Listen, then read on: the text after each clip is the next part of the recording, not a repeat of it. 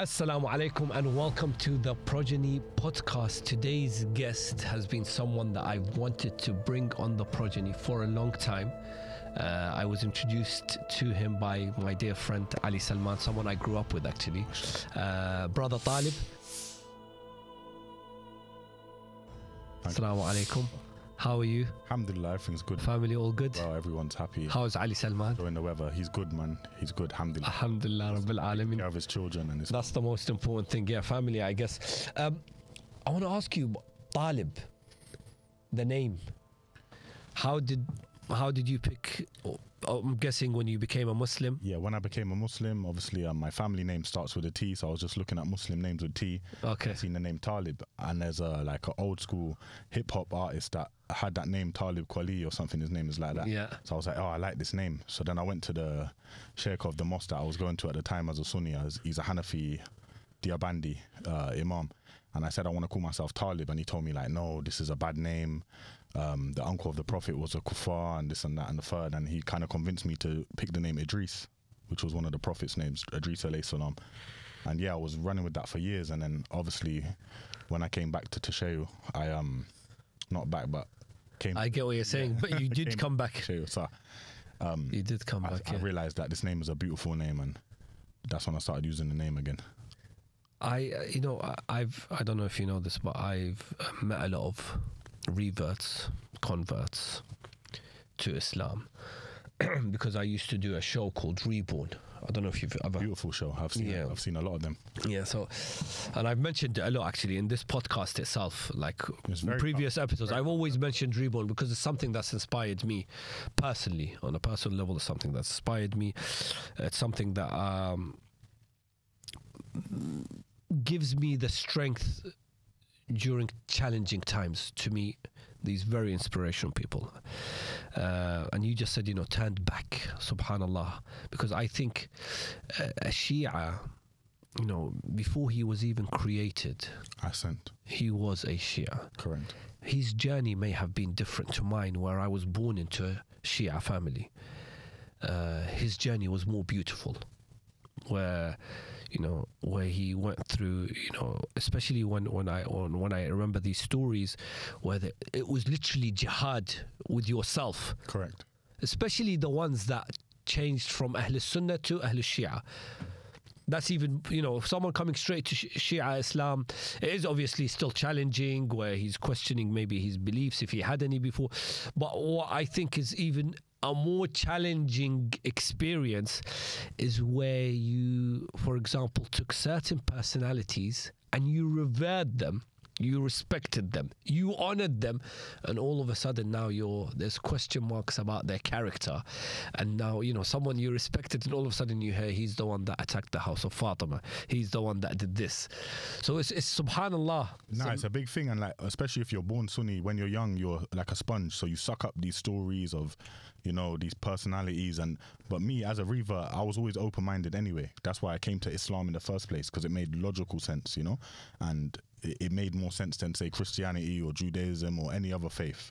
So when I became into Islam, I didn't know that there was Sunni, Shia, these different sects. So I'm just thinking, I'm a Muslim, I'm doing everything what everyone else is doing. And then obviously when I started to delve deeper into things and learn that there's differences of opinion, then once again that open-mindedness becomes effective, because I'm looking at, let me go look at all the evidences then. And yeah, once I started studying, for me it was simple, it was, my eyes was open. What was the breaking point? Well, yeah, at the time I was confined, so I've said in a previous podcast that I was reading the two Sahih books because that's what I had available to me. So the main Shia arguments that I seen was the differences when I was with someone who was telling me was like Walaya and Bara'ah, you have to believe in these two to be a Shia. So I started to look for evidences for Imam Ali in the books, and you can find them. If you go to Sahih Muslim, hadith number 78, you'll hear Imam Ali alayhi salam say, by the one that split the seed, the Rasulullah gave a covenant to me that only a believer would love me, only a munafiq would hate me, So straight away, this is a person of great importance. You'll see Hadith Fakalain, I left two weighty things, the Quran and Ahlul Bayt. You'll see everything to do with what is strengthening the Shia argument. And then you've got disassociation. Okay, I'm a Sunni, I revere these personalities, but this Shia guy is telling me these are bad people, and he's telling me that he can prove it from your book. So let me go look in my books, and obviously, you see it. You know, Fatima, whoever she dies angry with, I'm angry with. You turn the page, you see who she's angry with, and so and so and so. You know, don't want to get into things too much, but for me, it was just clear, like, and it amazed me to find this in the so-called books that are meant to be of the opposition. At the same time, I'm guessing you had, you mentioned you were going to your local mosque, the imam there. Were you questioning them as well? Correct, yeah. Telling them, I read this, this person told me this. And what kind of responses were you getting? It's case by case basis, question by question. Some questions they'll be open, they want to answer you, they want to try thing. Other question, we don't talk about that. We're not allowed to talk about that. And I get that a lot. That was one of the things that attracted me to Tasheo, is like, even since I've made myself more public, a lot of Sunni brothers on TikTok and on the social media app, they'll type in my comments, you shouldn't be reading these books without a scholar. But any Shia person of knowledge I've come to, they tell me, go read Al-Kafi, you don't need none of us, just pick it up, just read it.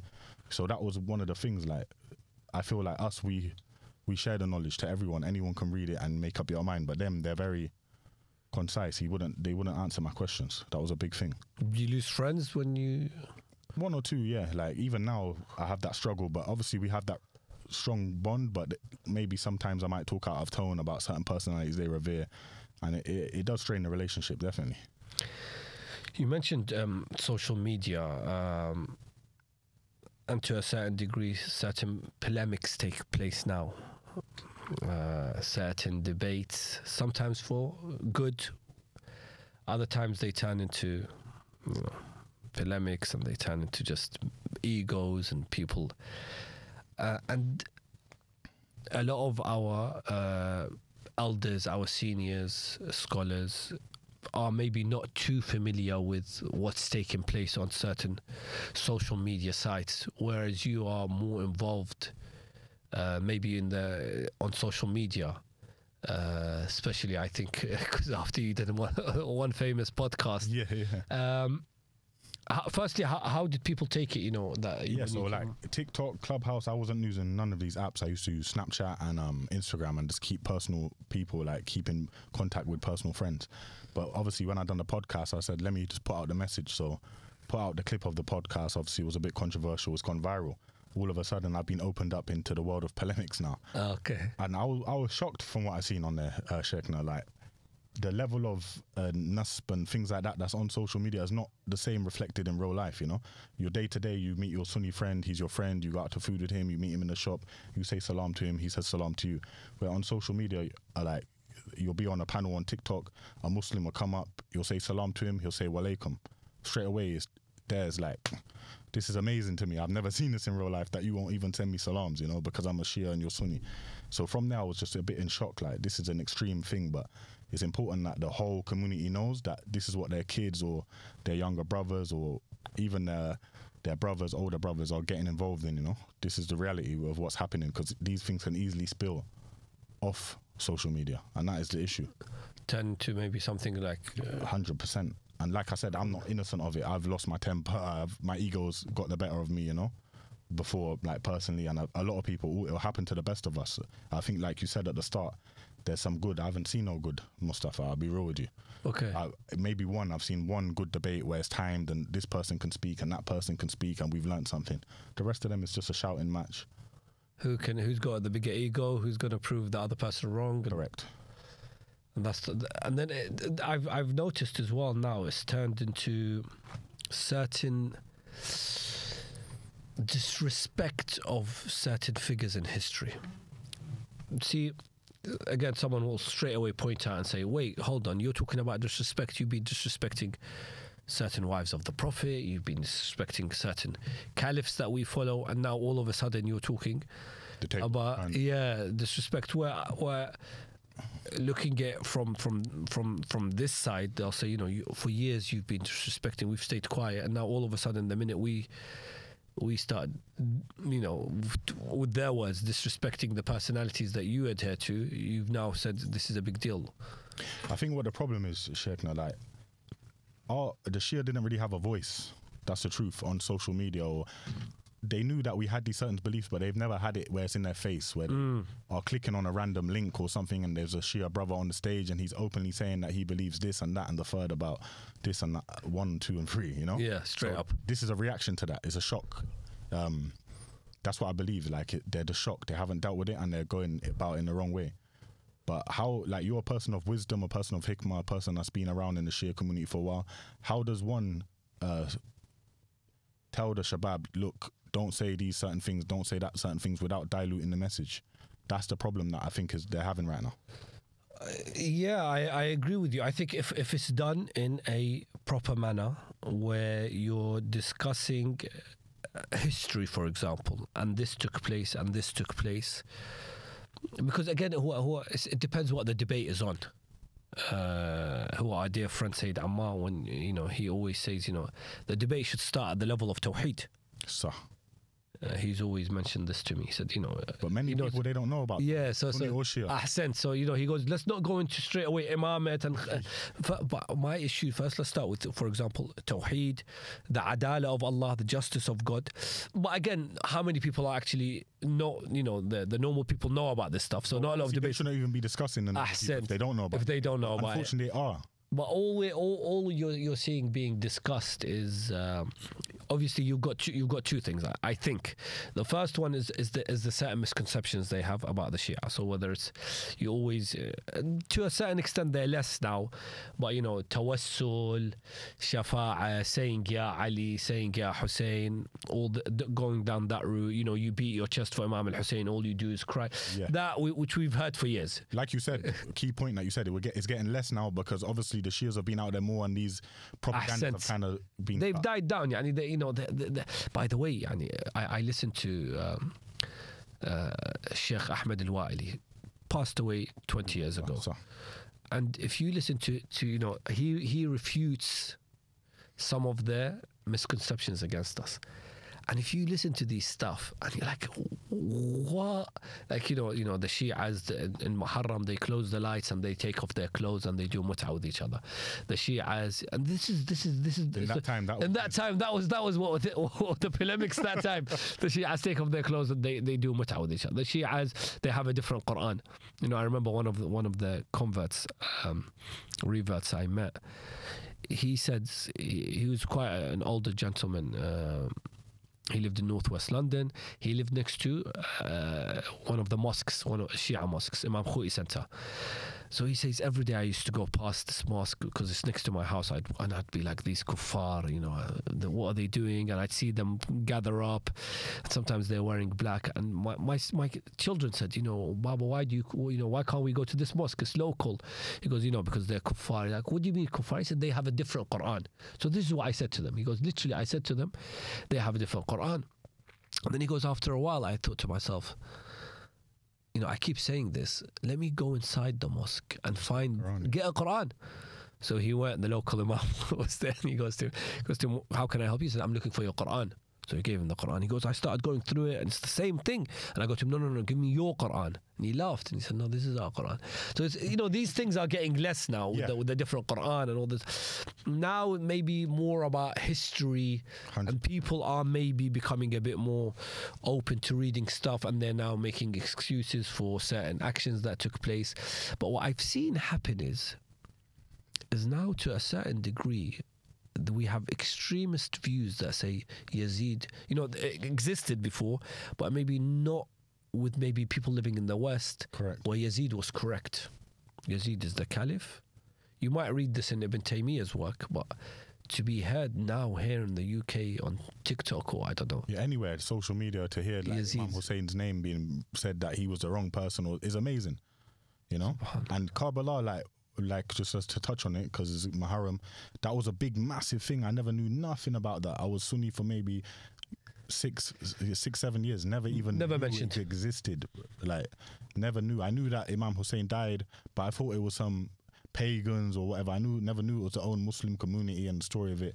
And these stories are truly heartbreaking, and I'm just so sad for the brothers that are Sunni that they don't feel like they can get involved. I think Imam Hussein for everyone, And it's just sad that this divide is becoming now where it's either like that's a beautiful point. you're on Yazid side or you're on Imam Hussein side, which alhamdulillah, if I want to be on one side, I'm going to be with Imam Hussein, you know. Inshallah. But this is like the split that's actually happening, like you said, where you've got people, they'll call their social media account Yazid radiallahu an, or like these kind of things, you know, just to antagonize us. But then you speak to them, they actually believe it. Yazid alayhi salam, I've seen that. So you got to think 10, 15, 20 years, if we don't come and voice ourselves, this is what's going to actually happen. Are there people you think that are doing a good job on social media voicing themselves? There's a few brothers, like, if you don't mind me shouting. Yeah, of course. Why not? Why not? Maybe we could.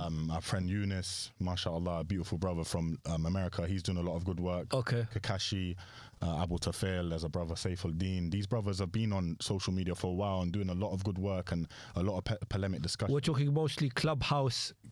Muhammad Right. Rafid, like there's a brother on Clubhouse that's doing a lot of good work. Sayyid Muhammad Rafid, like there's a lot of us like that are trying. I'm with them. I'm not maybe engaging in debates, but I'm just helping them try keep things down if it goes left and try things like that. Give the Shabab a bit of a confidence boost, because a lot of the younger like Shias I notice online, they've got a confidence issue, Mustafa. Like, this is a real thing that we need to speak on the pulpit. I noticed a lot of the young Shias, they've got a confidence issue. They've got a lot of insecurities and an inferior complex. So when they're speaking to their peers, it's like they're on the back step, you know? So I've told them, like, have confidence. Your deen is beautiful.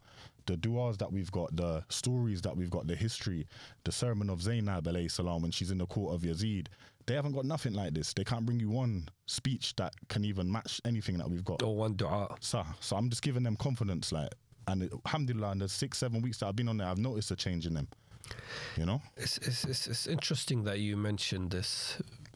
Obviously, also because I think you've come into Shia Islam, come back into Shia Islam. Alhamdulillah. Whereas maybe someone that was born into it will not see this inferior side that we may feel. But to a certain extent, now that you've mentioned it, and we look at our lectures, we look at our centers, we look at our talks, there is this maybe sense of feeling inferior, maybe because also it's to do with numbers. I think it's not like, being it's a kind of counter reaction, like the Salafi accent. It's a counter dawah reaction. is more staunch and harsh. That's, if you notice, they're like street dawah. That's what I call it. It's like street dawah. We're gangsters and we got go-tos and we talk. Where the Shias, we're more soft. We got du'as and the Imams was like this, you know. And I think that we don't need to change, but we just need to have a bit of variation. Like, you do need a brother that can be strong and staunch and say his beliefs whilst looking into someone's eyes and believe in them and affirm them. And at times you need the brother that can speak about, you know, tasawwuf and irfan and things like that as well. It needs to be a balance.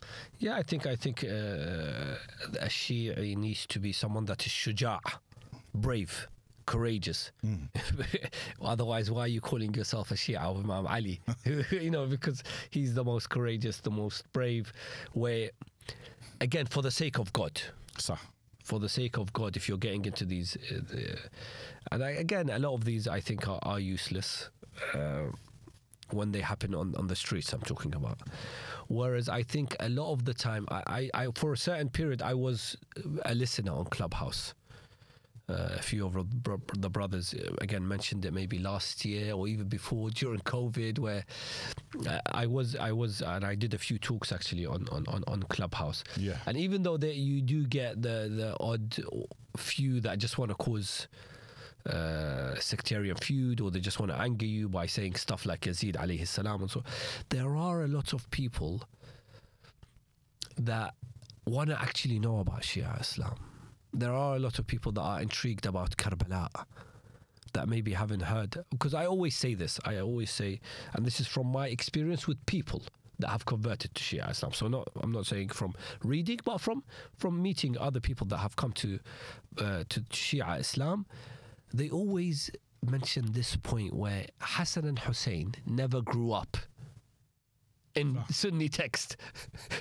It's true. I've never even thought about it. Obviously they didn't say this.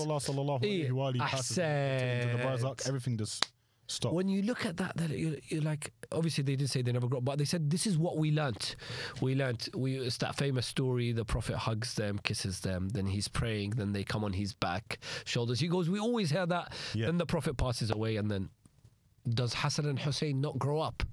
What happened to them? Yeah, what do they become? What do they become? Because if you're talking about the grandsons of the Holy Prophet, the only living grandsons, it's not like he had 100 grandsons or 20 grandsons where you can say, okay, we know about a few, but the only living grandsons of the Prophet don't grow up in history in the Sunni text. They remain. That's true. But like I said, I feel like right now my aim is to engage with the people of knowledge, with the Shabab, be that link, because for years you lot have probably been advising them in private, don't go online, don't discuss these certain topics. Yeah. But You're let's right. be honest, they're not listening. They're not listening. They're getting now this. it's phase 2, where you have to advise them. You have to maybe start going on the pulpit and saying, look, if you're going to hold the debates, these are the rules that the imams have set. Or do workshops. Yeah, so anything you have to. Because I think it became like a talking point with what's that place? Speaker's Corner. Speaker's Corner. I don't know if you remember a few years ago where you'd got a few of these brothers come, and then they'd get into sometimes even getting into and then it stopped, and then you've got a few people who are trying. Let's give them the benefits of the doubt to a certain extent, and some of them are doing okay.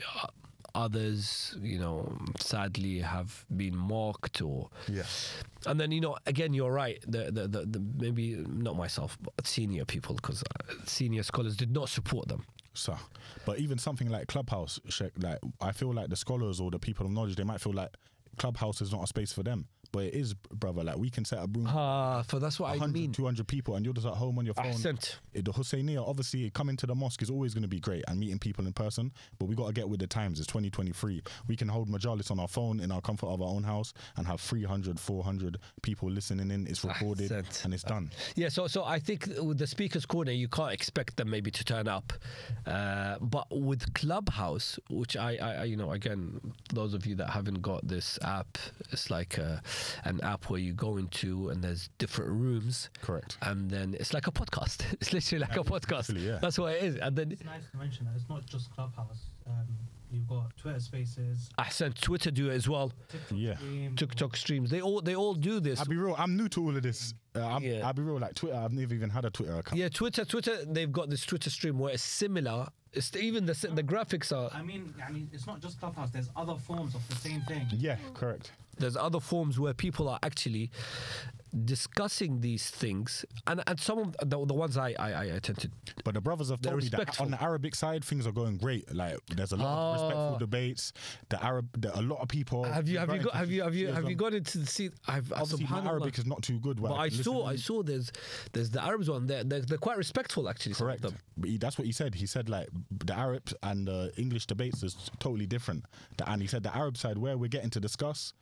Like, I don't want to be polemic rude, but we're smashing them, we're destroying them. A lot of people are becoming Shia. But he's saying on the English side, it's not happening. Why? Because as soon as you start mentioning your evidences, it goes to cursing, this, that, and the third, and no one benefits. So it's up to us as the youngers and the people that's on the app to try catch up with the Arab world.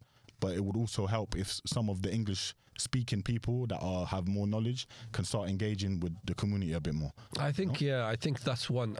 From my experience, very basic experience, I've met a few community centres where I've recited. The first thing they've said to me is they've said, we've got a problem with our youth who are at university and are on social media where they're getting asked these questions and they don't have answers. And they feel that they're not getting support. I mean, I don't have one answer to how we can. And the questions they're getting asked, even scholars might not have the answers for these. Like, maybe, twisted, these youth, they're very smart. It's the age of information. They've got all our books. They've got all of them scanned. We've got all their books. We've got all of them scanned. Some of these questions, you don't even know these hadith exist. They're going to bring it in your face and say, Majesty agrees with it. Sheikh al-Mufid said he's Saduq. Yeah, they'll throw these names at you. Yeah, like this all fiqh. They'll know if you're Usuli or you're Akbari. Like these kids are very intelligent. What do you think the top 3 questions are that have maybe made it difficult for a Shia to answer? The one they struggle with the most is just one: prove Imama from the Quran. And that's what everyone gets asked. But obviously, the question in itself is a fallacy because nothing from the Deen is proved just from the Quran. I was just going to say you answer it now. Yeah, we use the Quran and the Sunnah, so that's the answer. But where the Shia, like I'll go back to my other point, is insecure in himself, he tries to fess up and tries to let me just answer it from the Quran, and unfortunately, it goes terribly wrong. Because like I said, 2 + 2 does not equal 5. It's the Quran and the Sunnah. So we can use both to prove Imama. There's no problem in this. So that's the main question that gets asked where I see Shia stumble a lot. Other than that, it's basic questions. Mutta, you tell them the companions did this. Rasulullah sallallahu alaihi wa alihi said in this time, they'll tell you he forbade it at this time, and then you show them it contradicts. Like, it's just basic questions like that. And then obviously they've got other hadiths that are just disgusting that they'll try twist and make it into something it's not. But mashallah, I'm so proud that it's given me strength because we don't have these reports in our book, like these problematic reports. We want 1 or 2 or 3 or 4.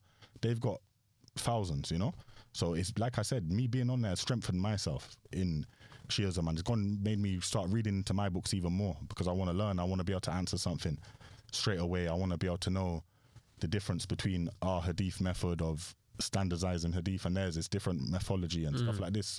So alhamdulillah. But like I said, the youth, they're very smart. They're going to overtake.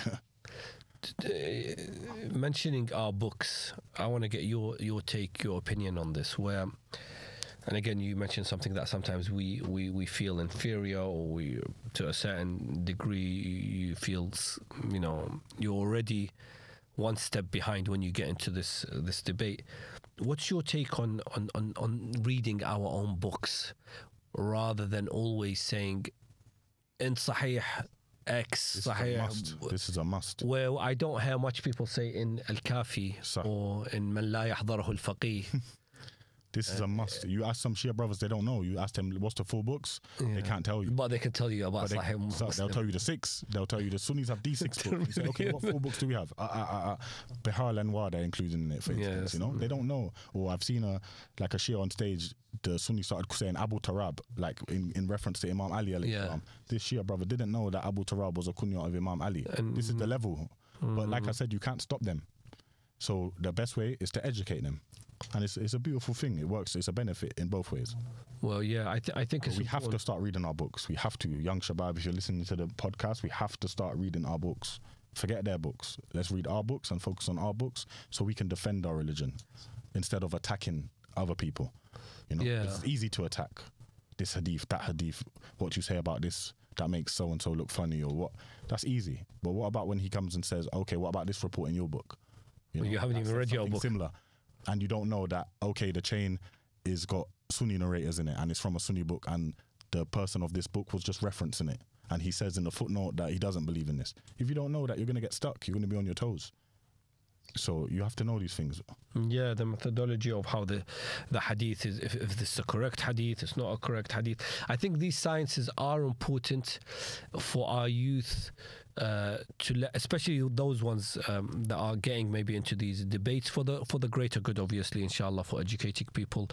But you're right, there's not maybe courses other than if they have to obviously learn Arabic, then go to the Hausa, because in the Arabic world, for example, I don't know if you've come across this sheikh by the name of Ahmed Salman, who's from Tunis. Calm, collected, he knows his stuff inside out. He's got a nice, and even the way he speaks, he's got that soft tone, but at the same time he's shuja'. You could see it in his eyes when he's answering. He's got the soft tone, but he's talking. He's talking with confidence that this is my view, whether you like it or not. This is our opinion. Just like it's beautiful. I used it in one of my lectures. That when someone said, but the presenter goes to him, for years you've said this about the first caliph, or you've said this about the second caliph. And his answer was, he goes, but for years you've said Abu Talib is in the pits, the lowest pits of hellfire. Alhamdulillah. I've seen this talk. Yeah, he's like, he goes, we haven't even gone to this level. We've just mentioned he done this, he done this, he done this, he done this. For years you've said someone that who we revere as Greatly. You've not said like he done mistake. Revered him greatly. You've said he's in the lowest pits of hellfire. Oh, so that's okay. Whereas if I mention certain things that are in as well as my books, your books, you get offended. He's one of the leading lights. There's also Sheikh Ahmed Imami. You know what the problem? The first polemic discussions that we had in Arabic that moved to the UK, let's be honest, they didn't have the right Clark, the right Adab. Then they blew up. So a lot of the Shabab that grew up on revering these lot, they got that rude essence to them. But with these new people like Sheikh Ahmed Salman, like I said, Ahmed Imami, there's a couple beautiful guys. Hopefully this will start steering the youth into having manners and showing, like I said, the strength is in your religion, the strength is in your text, the strength is in the Quran and the Hadith, and you don't need to dress it up or make it extra rude or any of this stuff. You don't need it. Because the truth is clear, the truth is always substantiates, the truth always wins, and that's my message. Subhanallah. And me, I fall short of that many times, Mustafa. Like I said, I'm not a person that's perfect. I fall short of it. I've got an ego like the rest of us, but that is my message. Like our religion, our truth is so strong and so powerful that if the people hear it, they will come. You mentioned da'wah. Do you think we do enough? To be honest, I don't know what the rules are on dawah. Like the imams, I think they've got different approaches to dawah compared to the MashaAllah opposition, or not in a rude way, you know, Sunnis, sorry. Because obviously they've always been the dominant force, so they can go out and propagate the message and be in people's faces, where the Shia have kind of been like a cold war, a cold dawah, I call it. It's just, let me talk to this brother, go coffee shop, or let me exchange messages. I'm sure you yourself have exchanged messages on WhatsApp or social media with people for years in the inbox. They're asking you questions. We've got more of, like I said, I call it the cold dawah, where there's more open dawah. So I need to go look into it to see if open dawah is allowed and is something that is encouraged or not. I don't know personally to answer, like from an imam's point of view, but definitely just from talking from myself, which in my humble opinion, we can do a lot more. Even online, on social media, you know, for people that don't speak Arabic, we need more people that can translate and put these great people like Sheikh Ahmed Salman, some of his discussions, into English subtitles so the youth can benefit from it. We need more people like that. Yeah, I think, you know, with da'wah, it depends. There's different forms of it. But, you know, like we mentioned, this Sheikh Ahmed, God bless him, his form is one way. I'm not saying obviously set up stalls in certain areas in London. If you want to do that, then that by all means. But I think you're right about our da'wah being cold da'wah. But if you look at narrations from the Ahl Bayt, there's a beautiful narration by Imam Rada alayhi salam, who says all you have to do is let people know our words. Just share our words with people, and they will be guided.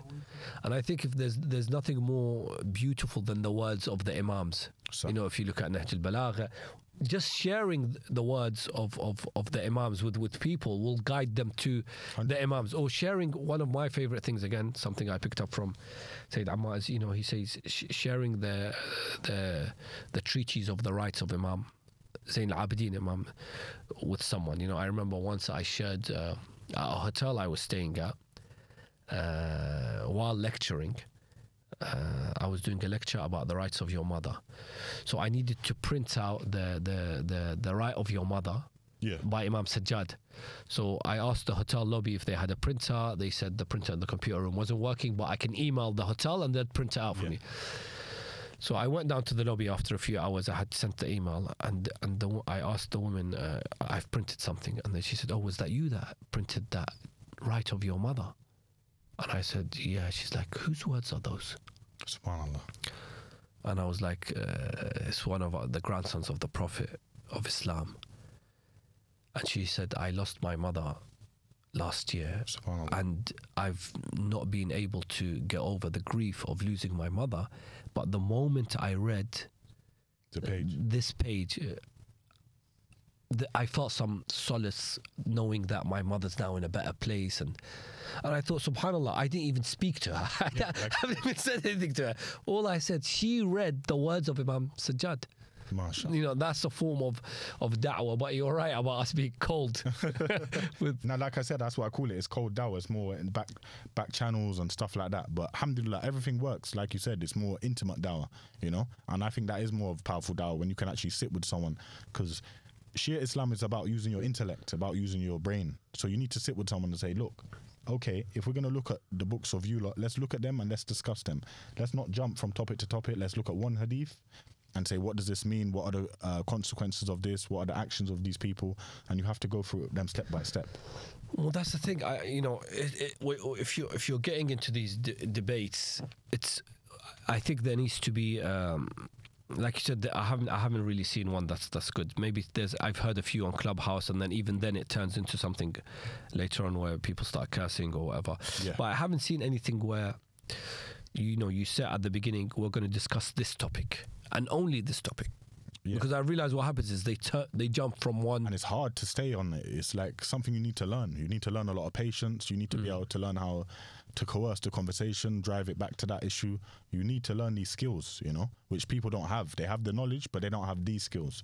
And like I said, maybe it's going to take us to go back into the books of our hadith and look how the imams have told us how to structure arguments, who should be debating. There's a beautiful hadith from Abu Abdullah,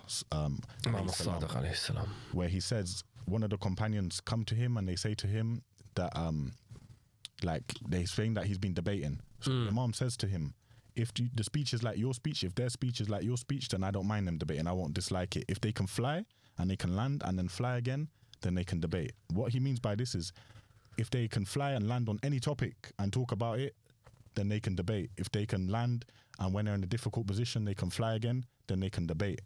You know, he's giving you, saying that you need to have knowledge to debate. Now, I'm saying the Shabab ain't going to listen, so let's give them the knowledge. You know, and how are they going to get the knowledge if it's not the people with knowledge giving it to them? They're going to go and they're going to get it from anybody, and it's going to lead to more misguidance. I think we need to start off with like you said, because you said number one maybe is imamat. I think starting educating ourselves, me included, on how important this concept is, and it's part of Iman and Islam. And if it's so important, where is it in the Quran? If it's not in the Quran, where is it in Hadith? How do I combine them together? How I can use a simple Hadith, I call it simple, but because it's well known, Hadith al-Thaqalain, where speaks Quran and Ahlul Bayt, to answer such a question about Imamat. But are the Shabab willing maybe to have these workshops? Look, from what you not said. Everyone's going to come, but the ones that come, even if it's online, they don't have to come. Yeah, or even if it's online, then we'll see. You know, you never know till it happens. But if they're going to benefit on it and they're going to become a top debater in 3-4 weeks, then yeah, they would do it. But the Shabab, they want everything instant. You know, they want microwave meals. You know, like I was unaware that there's kids that go to school, secondary school, and they're having debates in school. There's kids that are at university, young men that are at university, and they're getting harassed maybe by someone in their class or someone in their year group because they've caught them in the prayer room with their hands down or with their Talib or whatever.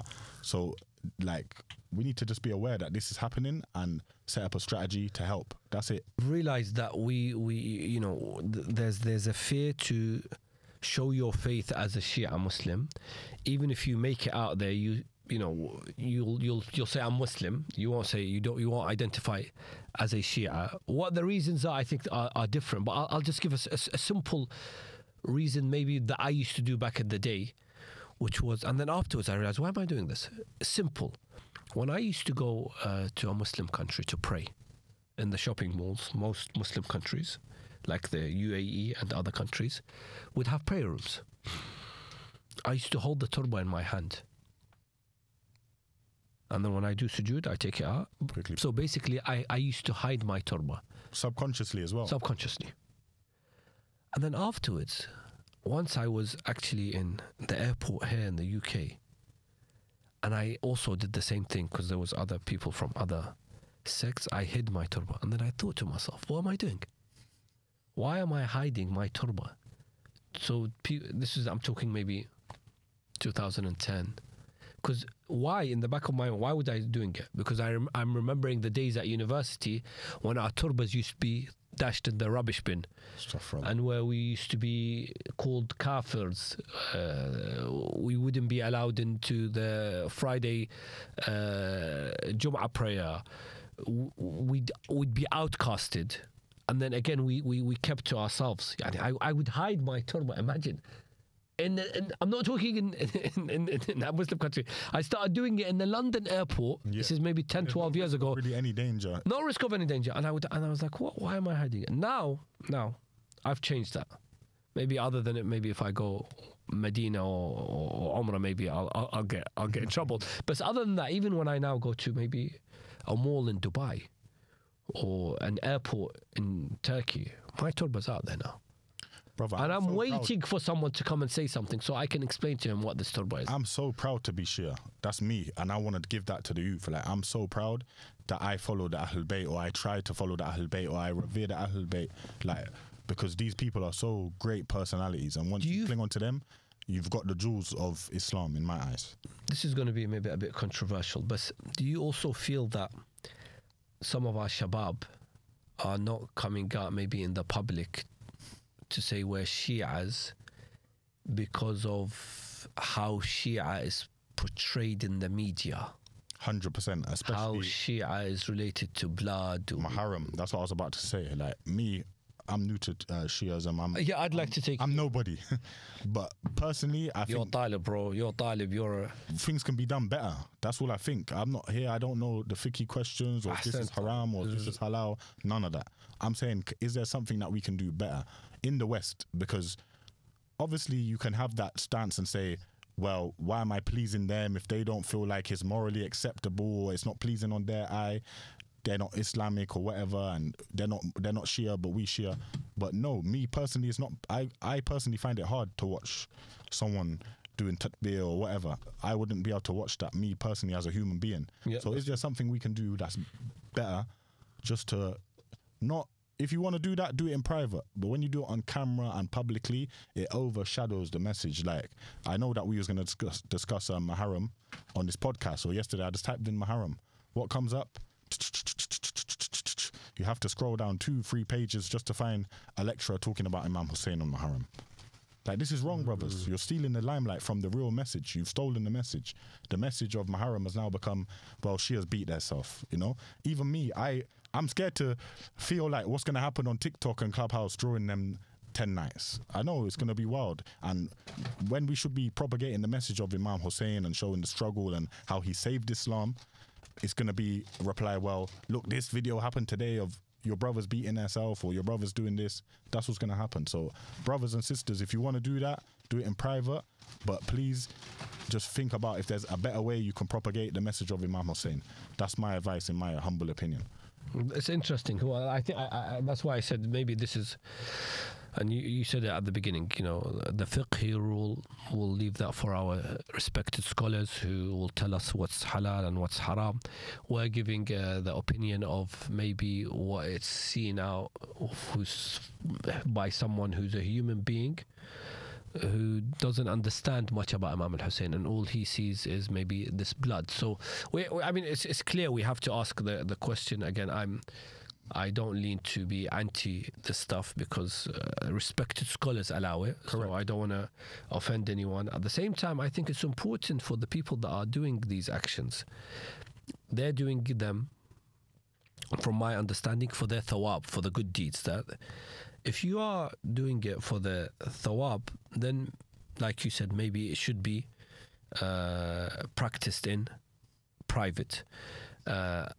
But at the same time, they're gonna obviously say that with this, we want to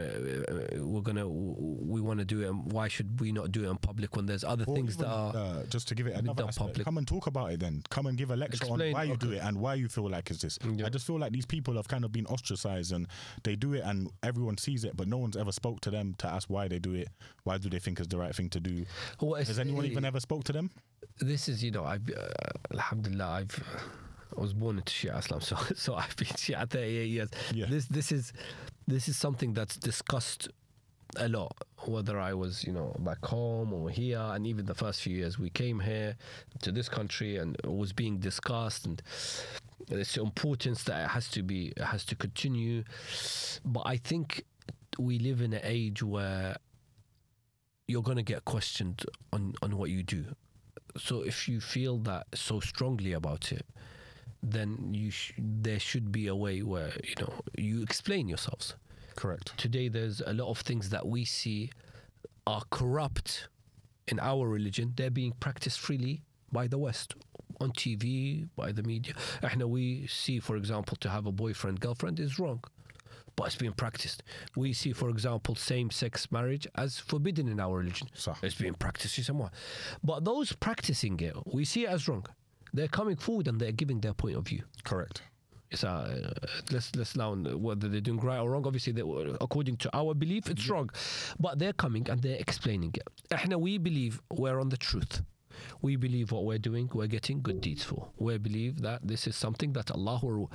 Why can't we also explain that we're doing this for at least not to convert them, so they understand? Correct. That's all it is. There's a misunderstanding, because like I said, if you ask me, I couldn't tell you why they do it or what. I might be insecure in that part of my Shiism where it tightens my chest when someone asks me, why'd you guys do that? And I say, oh, it's just them and it's only a little bit of a 5% or whatever, But that's because maybe I haven't got the understanding of it and I don't want to answer it.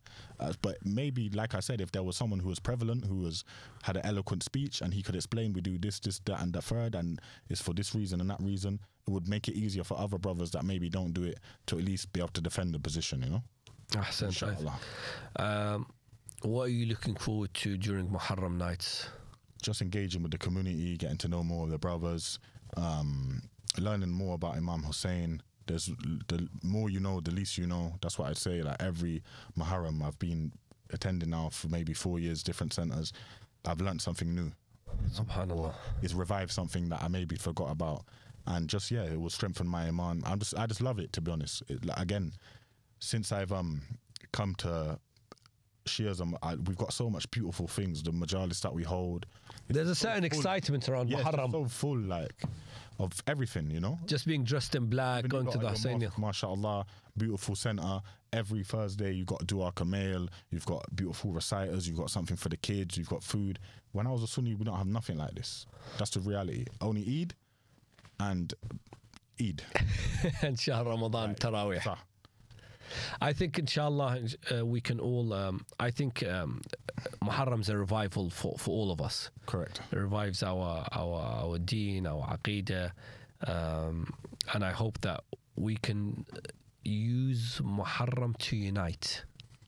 Yes. I always say that we unite as Muslims, as all Muslims. Because you said something really nice. You said Imam al-Hussein alayhi salam isn't just for the Shias.